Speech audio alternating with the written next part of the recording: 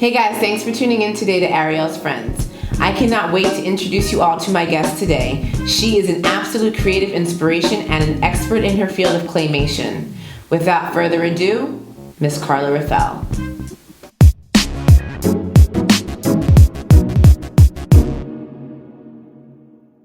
Hi Carla, how are you today? I'm good, Ariel. How you doing? I'm doing well, thank you. Thanks for having me. Thank you for coming. Oh my God, this is great. I love you, Carla, first of all. And I love you. Oh, of course. Duh. One thing I love about you is you have this energy.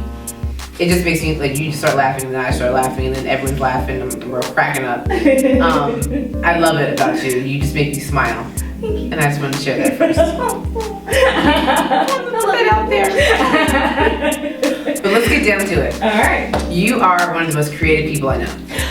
Oh my God. Girl, you are. Dude, keep telling me. You are. I mean, it's one of those things where it's like, I draw stick people. I can't color in between the lines. And so when I look at someone who isn't just drawing stick people, but who's actually creating something that is so much more abstract than what's on paper, I'm blown by it, and it amazes me. And I commend you for that. Well, thank you. Yeah, Thank you. yeah.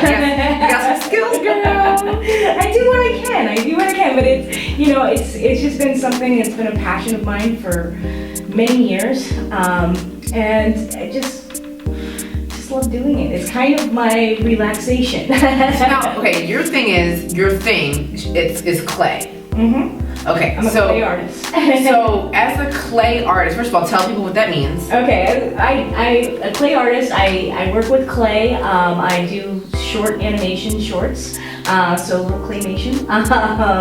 I create characters made out of clay. So my house is a little creepy and has little eggs everywhere on popsicle sticks and.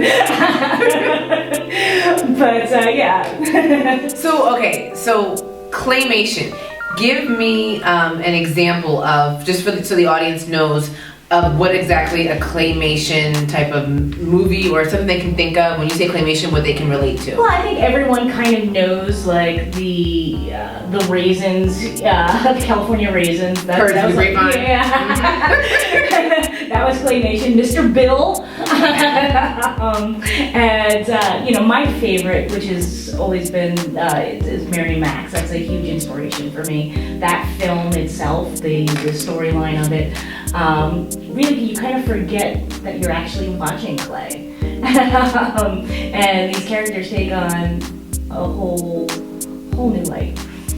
So, yeah. So you said Mary Max, you said Mr. Bill, obviously we heard the grapevine together, the California raisins. How did you get started with clay?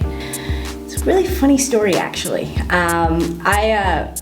When I was 4 years old, my grandmother would scream at me for using all the soap in the house. Oh. I would spend hours in the bathtub just sculpting soap. Wow. So it was kind of this natural gift for me that I just came upon. Like, I just loved the way I could make things look with my hands.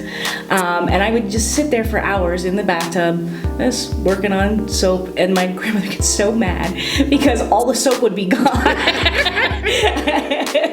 So she stopped buying, regular bars of soap and went to the liquid soap. Cut back time by like 3 hours.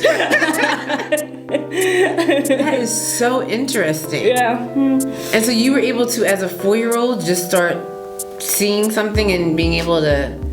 I've always kind of saw things like that. I'm not very good at drawing or painting or anything like that, but I could sculpt. I could make things with my hands, Wow. and I knew that. And it just kind of developed over the years as my artistic talents grew.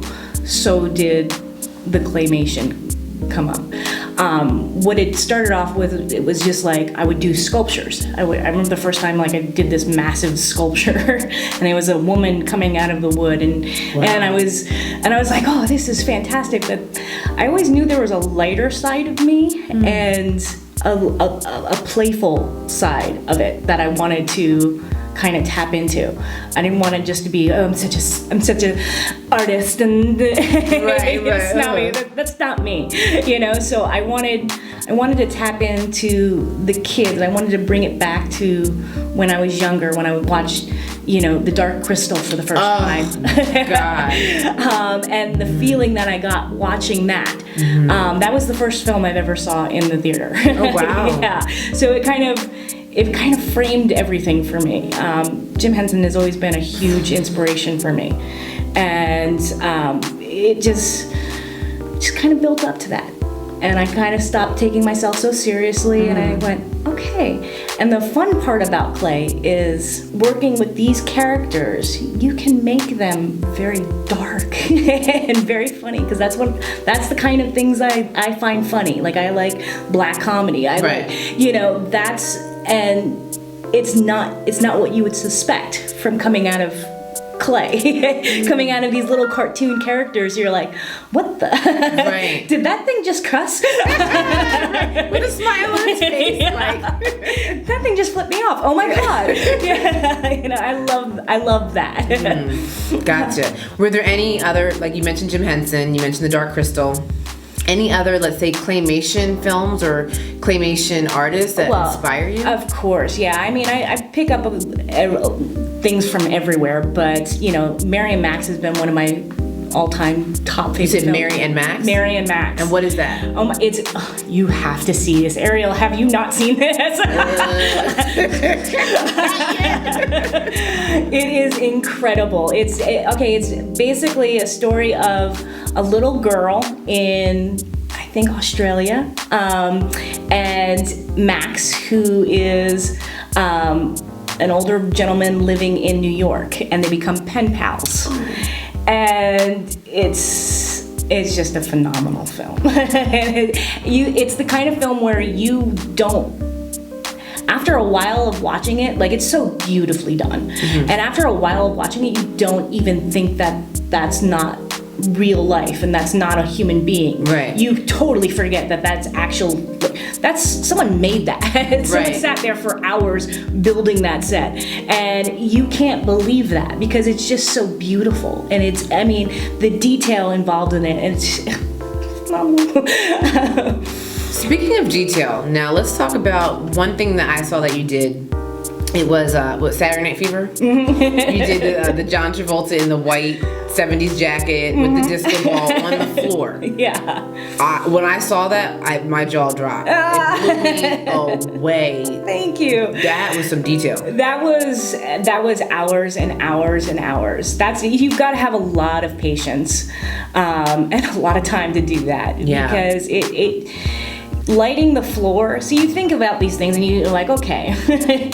How do I build this down? How do I scale this down and still make it look like the original? And just having to light the flooring on that, and each light had to light up individually, and I'm just sitting there, and not being an engineer, right? You're just like, yeah, you can have a lot of fun with it. Building sets is not one of my favorite things in the world. Right. But I like bringing different mediums in. I like, liked having to light the flooring. Because I'd never done it before, Right. What did you do? How did you? A lot of Christmas lights, individual.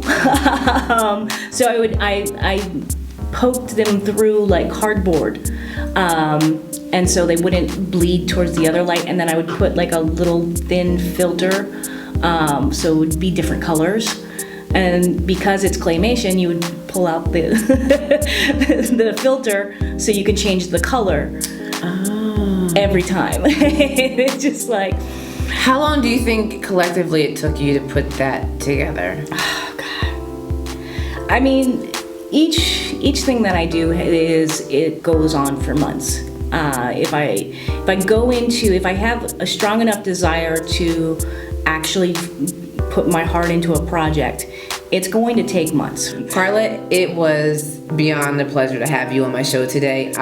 Right now inspired. I want to go do something creative right now, just having talked to you for this amount of time. I can't wait to talk to you again and to see what's coming up next from Carluccia. Yay! Okay. So let's cheers to that. Cheers, my lovely. Thank you so much again, Thank Carla. you for having me. Of This course. is great.